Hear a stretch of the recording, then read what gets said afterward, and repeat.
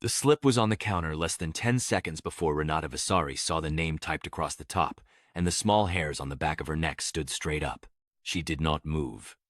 The young man who had brought it in was already 3 steps back, jacket open despite the cold, eyes everywhere but on her face.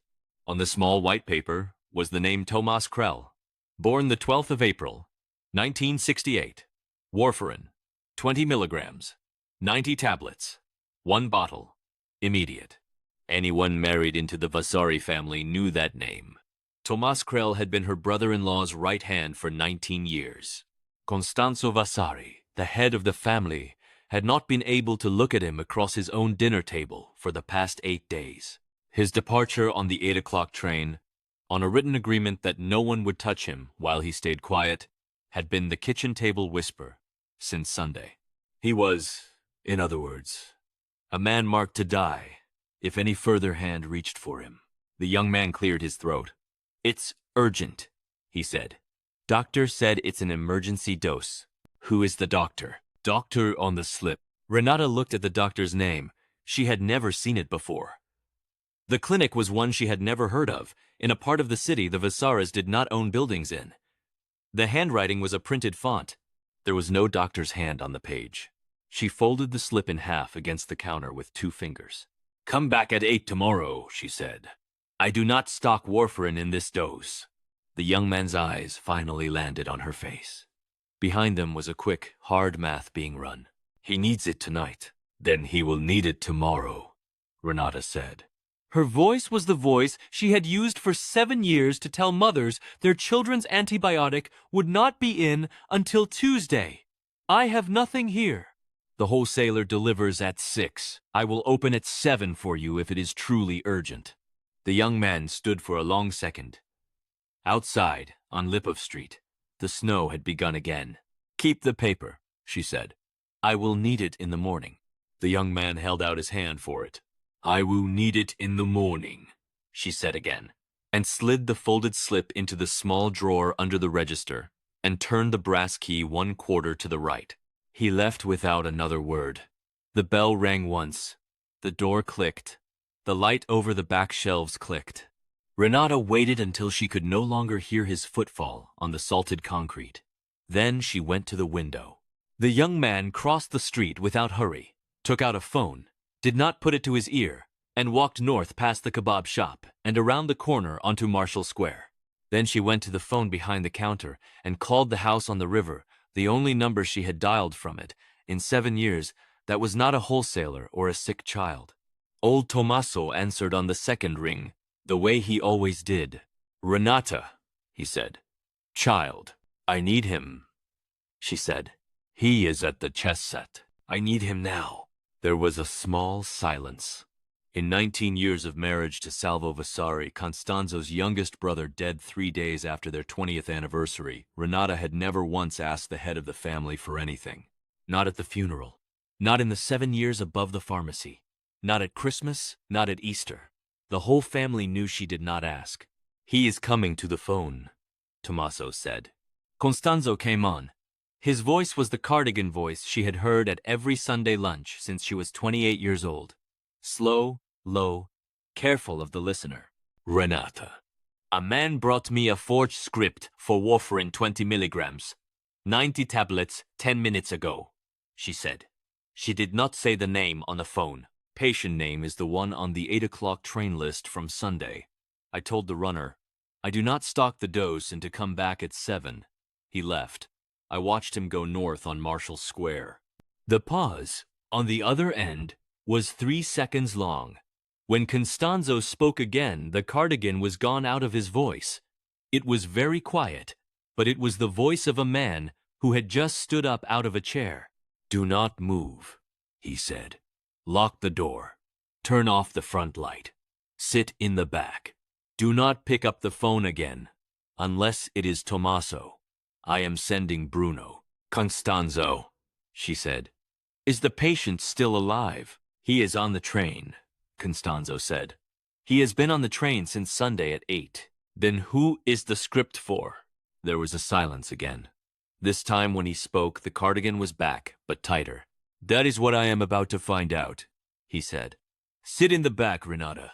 Bruno will knock 4 times, then twice. She did all of it. She locked the door, killed the lights, walked through the dark pharmacy to the back room, and sat on the small stool by the sink, hands flat on her knees the way her husband used to do, until she heard the 4 knocks and the 2. Bruno was a wide, quiet man with a child's careful gentleness for women older than him. He came in without a word, took the folded slip out of the register drawer with a handkerchief, slid it into a clean envelope, and stood by the door while she put on her coat. He drove her, in a dark sedan, through the snow to the river house. The library off the front hall was warm. The fire was low. Costanzo was already on his feet when Tommaso brought her in. Sit, he said. Are you cold? No. Tommaso, the brandy. I do not want brandy. I want to understand what happened in my shop. Costanzo was 62. He had buried his brother, her husband, with his own shoulder under the coffin and had made sure, quietly, in the 7 years since, that her rent did not change and that the lease renewed the day it was supposed to. He looked at her now, the way a man looks at a sister he has misjudged. Someone is testing the agreement, he said. Tomas Krell is the one on the agreement. Yes. Someone wanted me to fill warfarin 20 milligrams, 90 tablets in his name. Yes. If I had filled it, the bottle would have gone into a pocket, and from the pocket into a glass. Yes. She put her hand flat on the table. Costanzo! The agreement said no hand reaches for him. Did it say anything about a pharmacist's hand? He did not answer right away. He sat down across from her. He looked at her hand on the table. It did not, he said. I did not write it that way. Then somebody read it carefully, she said. Carefully enough to find a clean way for him to die, without breaking the word given. A forged script. A sympathetic pharmacist. A wrong dose. A man whose heart already does not work well. In 2 weeks they would have come to you and said his heart gave out on the train, the way they said it might. The fire ticked. Costanzo looked at the fire. Whose hand was on that script? It was not the runner's. The runner was a boy. He did not know what was in the bottle. Whose? I do not know, Renata said. But the script was printed in a font I have seen on duplicates from the new clinic on Vesper. The doctor name does not exist in the city register. The runner went north, not back the way he came. And the dose was wrong. Warfarin 20 milligrams, 90 tablets at once is not any dose. Any pharmacist who actually filled it would have called the doctor first. Whoever sent that boy expected me to be a kind widow who fills what is in front of her because the runner says it is urgent. They expected me to be soft. Costanzo's eyes moved up to her face. You are not soft, Renata. I am soft, she said. With sick children. With the old women on the street. With the husbands who come in shaking from a new diagnosis. I am soft, where it costs nothing. I am not soft with a forged piece of paper that asks me to kill a man for somebody else. What did you say to the boy? I said come back at 7. Will he come back at 7? No. He will not come back at all. By 7 you will have found whoever wrote the slip. Costanzo nodded once, slowly. He stood. He went to the door of the library and spoke a single sentence to Tommaso in the hall, and Tommaso went away. He came back and sat down. Renata, he said, I owe you an apology. She waited. When Salvo died, I told myself the cleanest way to honor him was to put nothing of this family on his widow's shoulders. I left you completely alone for 7 years because I thought that was the kindness. I see now I left you exposed. The script came to you because somebody calculated, correctly, that nobody in this family was watching the pharmacy. That is on me. You did not leave me alone, Renata said. You renewed the lease the day it renewed. You sent Tommaso with my heating oil every November. The doctor who came to Salvo at the end was a doctor you paid for. I knew. The whole street knew. I did not ask because I did not need to. You needed somebody to watch the back door. I have watched the back door for 7 years, Costanzo. Tonight, I am the back door. He looked at her for a long count, Then he did the thing she had not seen any Vasari man do in 25 years of being in their houses. He smiled. It was small. It was tired. It went into his eyes only at the very corners. "You are your husband's wife," he said. "I was," she said. "I still am." They sat with that for a moment. "Tomas Krell," she said. "Is he safe on his train?"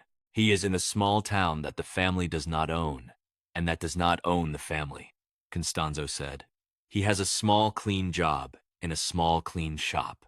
He has agreed to be no one.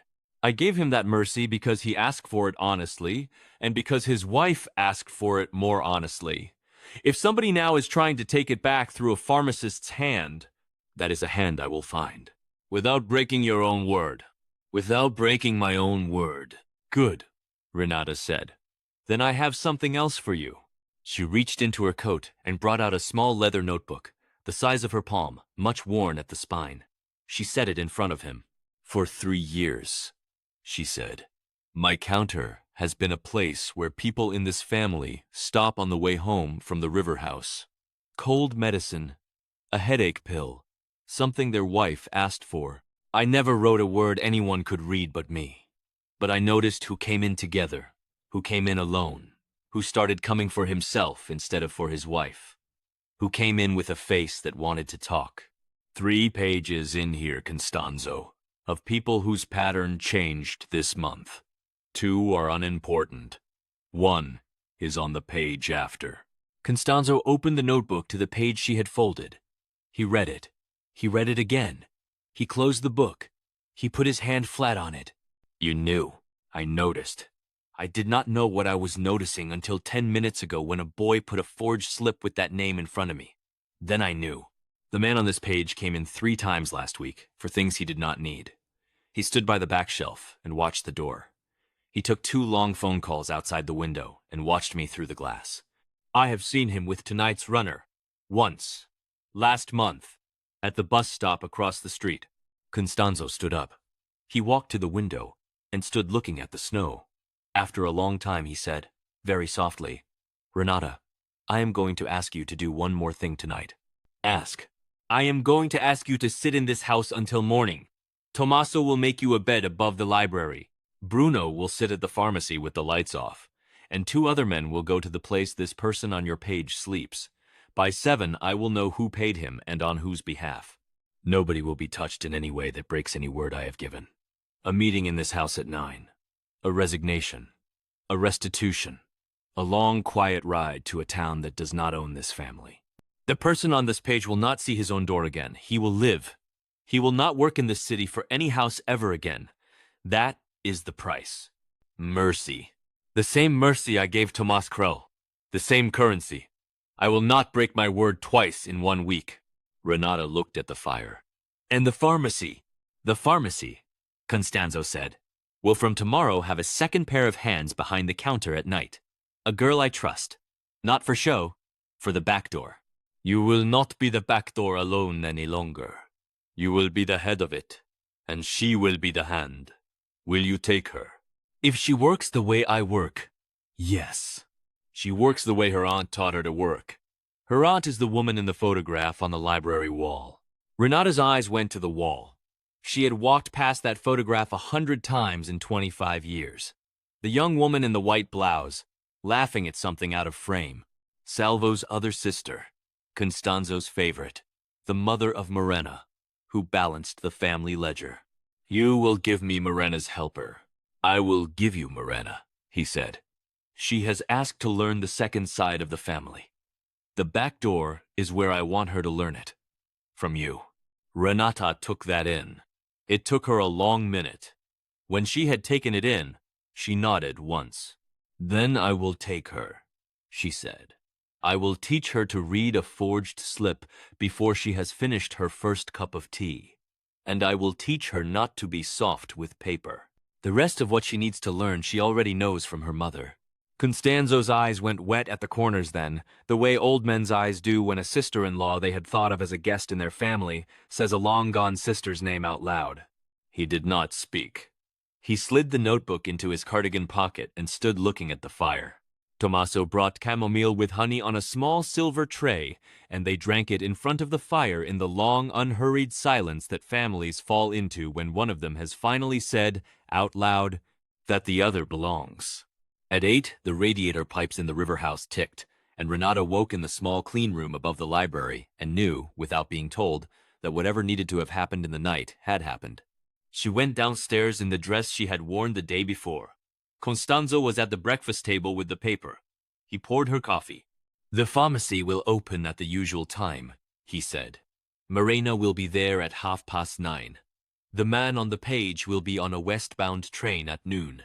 The boy was paid in cash and does not know the name of the person who paid him. Bruno has told him, gently, to find honest work outside the city. Tomas Krell, in the small town he is in, is well and does not know any of this happened. I would prefer he never know. He will not know from me, from no one. The agreement holds." She drank the coffee. The river outside the window was gray with the morning. "Renata," Constanzo said. "Thank you." "For what?" "For being a back door I did not know I had." Renata set the cup down. She put her hand, briefly, over his where it rested on the tablecloth. It was the first time in 7 years she had touched him. He did not move his hand. "My husband told me once," she said, "that the only honest currency in this family was loyalty paid forward without a receipt. I have been paying it forward in cough drops and warm milk for 7 years. Last night I paid a larger bill. That is all." Constanzo looked at her a long moment, the way a man looks at someone who has stood in the next room of his house for a quarter of a century and whom he is only now seeing.